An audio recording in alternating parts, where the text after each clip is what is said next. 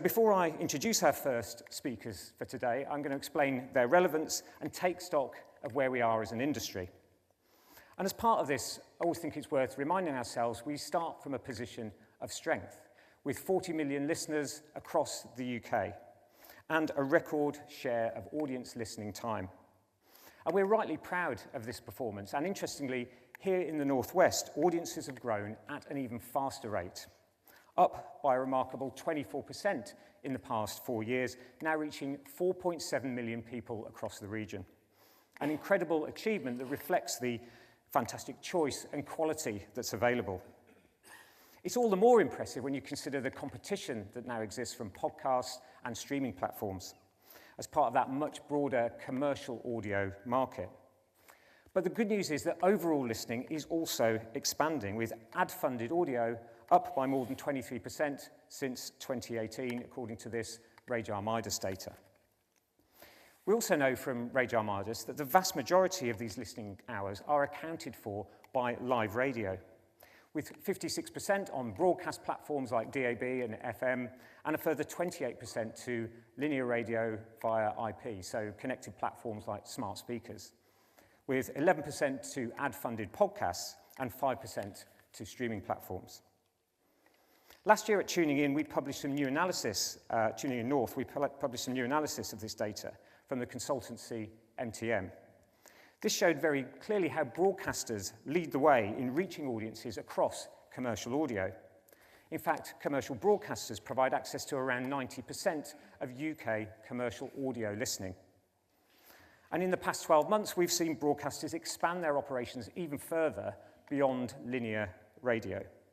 For example, Global's acquisition of The Overlap and the Fellas Studios has created a powerful video-led proposition alongside its existing content.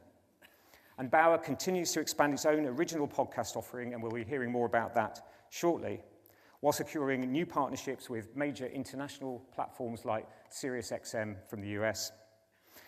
And these moves, I think, offer a strong indication of how broadcasters will be looking to grow audiences and revenues in the future. That said, revenue performance has been reasonably strong in recent years, despite the continuing shift of advertising budgets to digital platforms.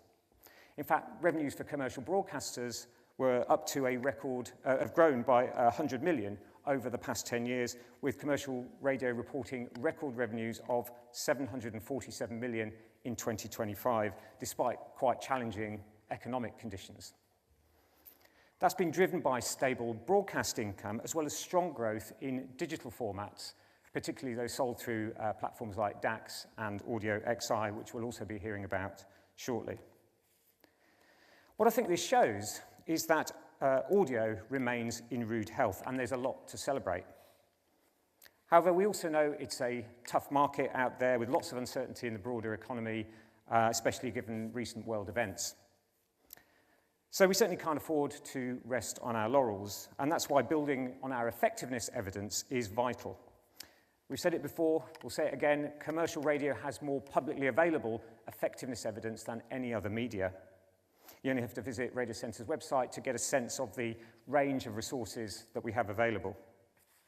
But just to highlight two of the most recent examples from our award-winning Insight team, the Performance Multiplier study does a brilliant job at demonstrating the true impact of radio, especially in driving web traffic for brands, which is significantly underestimated by current measurement models. While high-gain audio, which we'll be presenting later, shows for the first time that broadcast and digital audio deliver an above-average profit ROI, both in the short term and in the longer term. Full details of those studies will be on our website, but if you only want the headlines for a pitch, a client meeting, or to show how clever you are, I can also recommend our recently launched and updated Killer Slides. This deck provides the ultimate nickable insight on the power of audio advertising and some killer tips on how you can use it. A great resource for sales teams and audio specialists everywhere.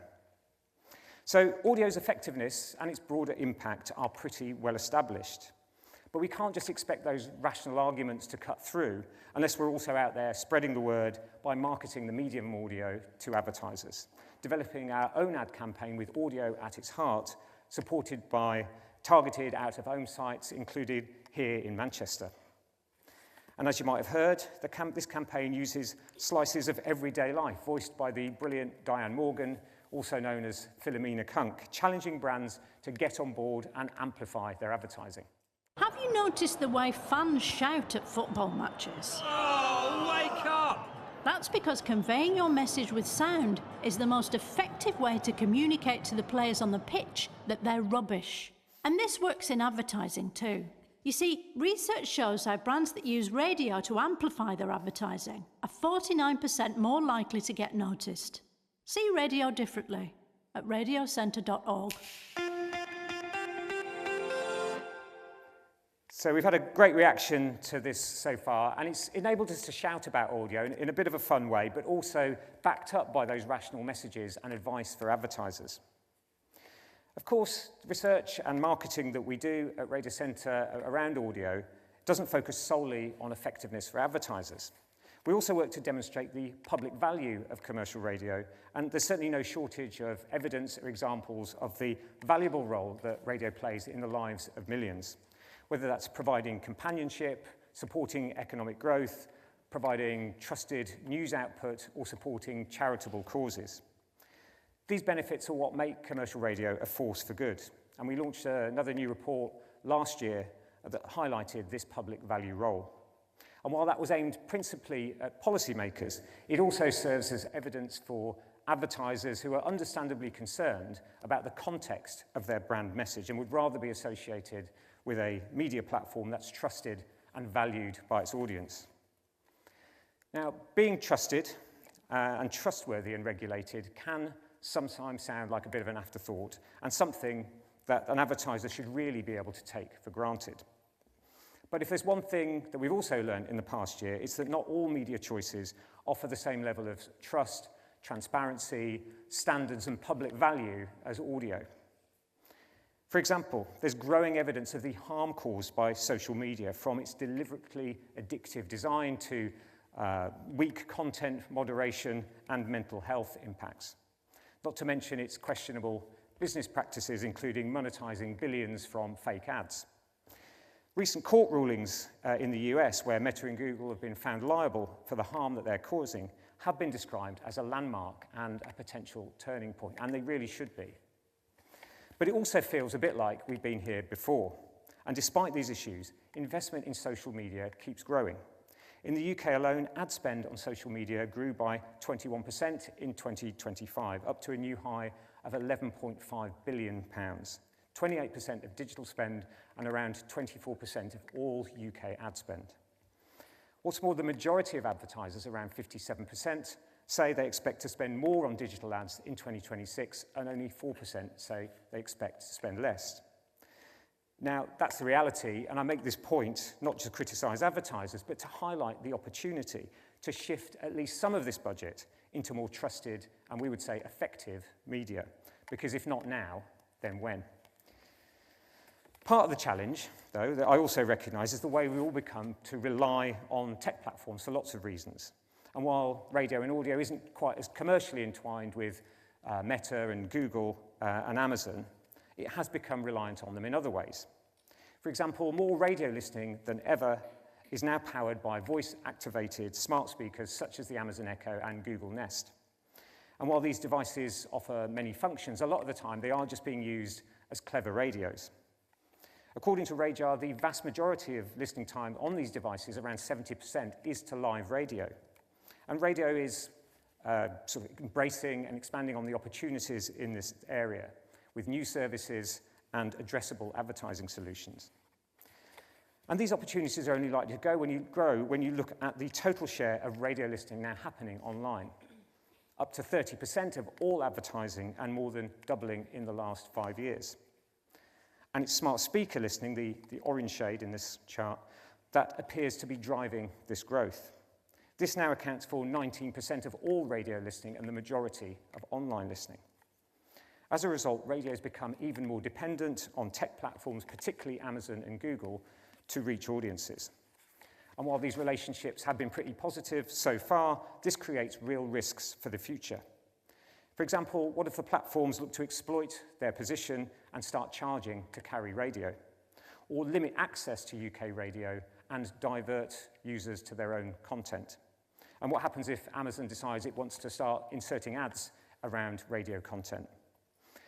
Well, because of these risks, we spent a lot of time in the past couple of years talking to our friends in Parliament, trying to establish some ground rules on how radio is offered, accessed, and commercialised in future. We then had to convince the government to back this up with some changes in the law.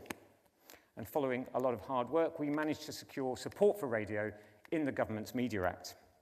So what does that mean in practice? Well, the powers in the Act are designed to secure the future of radio, specifically on voice assistant platforms provided by the likes of Amazon, Google, and Apple. It'll mean that voice assistants will be required to ensure that radio remains available and discoverable, provided reliably, free to carry, and free of ads inserted by the platforms. We're working with Ofcom at the moment on implementing these rules, and all being well, this new regime should be in place by the end of the year. Now, this new framework will, of course, also apply to BBC Radio, and we've been working with them closely on this, given our shared interests. But, of course, we also compete fiercely with the BBC for audiences. And in many ways, that's a good thing. It drives high standards and encourages competition for quality. But the BBC also needs to compete fairly, particularly given its huge funding and promotional advantages in audio. That's why the current government review of the BBC Charter and funding is so important. And while we're arguing for a regime that supports more distinctive BBC audio output and proper regulation, with a funding regime that's universal and not dependent or based on advertising income. Because while I understand the desire to look at all the options and different ways of funding the BBC, the reality is that funding by advertising would be the worst of all worlds. It would divert a huge chunk of revenue away from commercial broadcasters across the country, while leaving the BBC itself with a massive funding gap.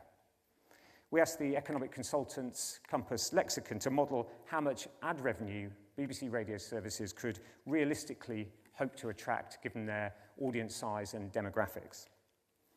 They concluded that practically all BBC radio stations would become loss-making, with a 63% shortfall overall if they relied on advertising. However, what I think all of these developments show is that with the right framework, radio and audio can and will continue to thrive. But we need to work harder than ever to demonstrate effectiveness, showcase our value and positive impact, and see off these potential threats. We also need to be bold in working together, not only to drive the success of radio, but the broader audio market. That's why one of the first things I did in this role was to make a formal change to Radiocentre's remit to support and promote all forms of audio provided by broadcasters. In short, we're not just about linear radio anymore, because we can't be. And you'll see that reflected in what we've got coming up today. Of course, radio remains our core focus. It's the heart of what we do and what our members do. But now we're also reflecting the leading role of commercial broadcasters in digital audio and podcasts and the creative opportunities across audio. So that's it from me for now. I hope that gives you a flavour of what we're covering today, how that reflects some of the big issues in radio and audio, and how commercial radio is evolving as part of this.